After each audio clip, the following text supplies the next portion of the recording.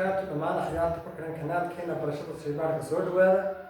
هل كان waa كنال كيني برشاد الشيبارك oo kala socoteen casharaan nafta xalaba shaybaarka waxay noo soo casharaantii taxanaha urine analysis-ka maanta waxaan soo qaadanaynaa qaybtii waxay noo soo dhamaatay qaybtii physical examination-ka maanta waxaan qaadanaa qaybtii chemical-ka casharka ugu horeeyay oo ah urine pH inta ayna urine pH u gelin saddex qodob u baynu isweydiinaa ama afar qodob oo ah urine pH muxuu yahay normalka urine pH looga baahan yahay waa imisa urine pH-keedu maxaa sababa urine-tu inay pH-keedu hooseeyo iyo maxaa sababa in urine pH-keedu sareeyo afartaa qodob ayaynu isweydiinaa insha allah urine-ta waxaan ku sheegnay inay la taxalluqdo acidity-ga iyo alkalinity-ga of urine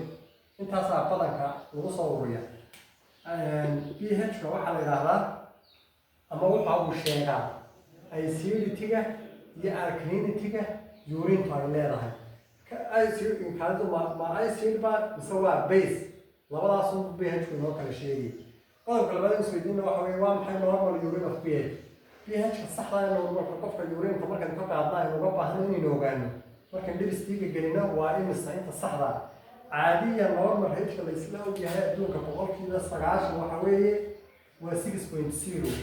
halka meelaha qaarna ay dadku yiraahdaan 5.0 ay u adeegsadaan yiraahdaan 5.0 waa normal ay oranayaan laakiin inta ugu badan waa 6.0 normal pH saxda ah ee urine-tu waa 6.0 inta aynan halkaa ka gudbin waxaan doonayaa inuu laba qodob ogaano urine-tu goorma ay acidity noqotaa iyo goorma alkalinity noqotaa sida saxda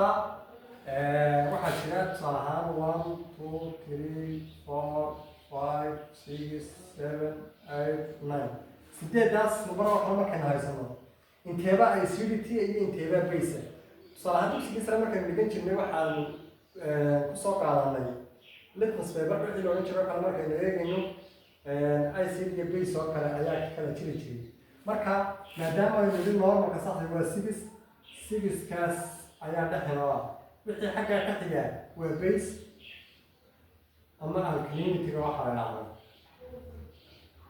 wixii xagga soo xigaana waxay noqonayaan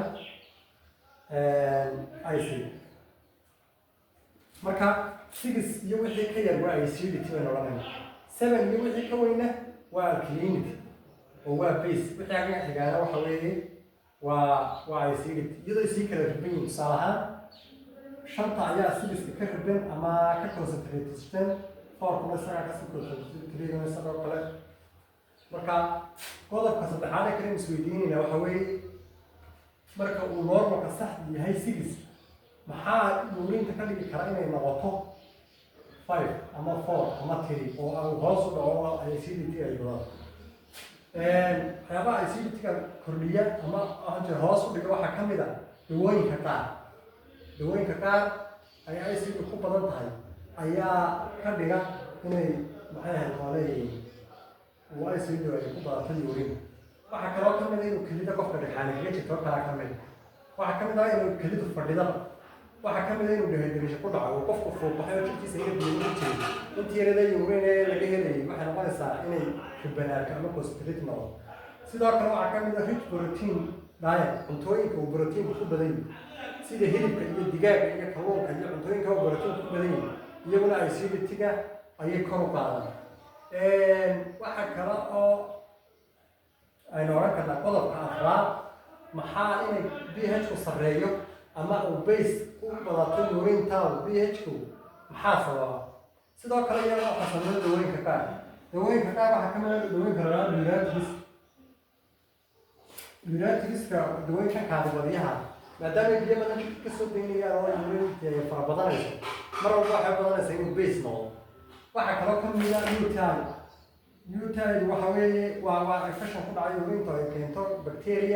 bacteria-daasoo urine-dii ku jirtay kaadida ammonia u bedelaysa ammonia-daasoo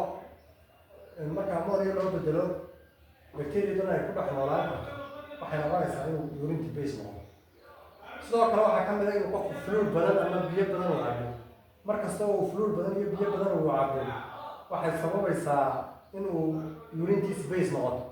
maadaama aynu sheegnay marka qofku dehydration ku dhaco biyo badan jirka laga saaray inay acidity noqonayso marka uu biyo badan jirka galaana waxaa dhici karta inuu ama ay noqonaysaa inuu base urintii qofka ay noqoto sidoo kale cuntooyinka qaar ay ka mid ah fruitiska iyo vegetableska kuwaasna waxay saameyn ku yeeshaan ama ay leeyihiin inay urinta ay ka dhigaan base marka afarta qodob ee ugu muhiimsan waa afarta marka la joogo pH insha Allah casharka kan inoogu xiga intaynu ku kulmayno waxaan leenahay like iyo share iyo subscribe nala moogaanin insha Allah anigana dhiirigelin bay noo tahay oo inaan casharada soo badinaa oo casharada imtixaanaha ay si toos ah noogu socdaan insha Allah marka intaan casharka kan ku xiga aan kulmayno waxaan idinka tegaynaa assalaamu calaykum waraxmatullaahi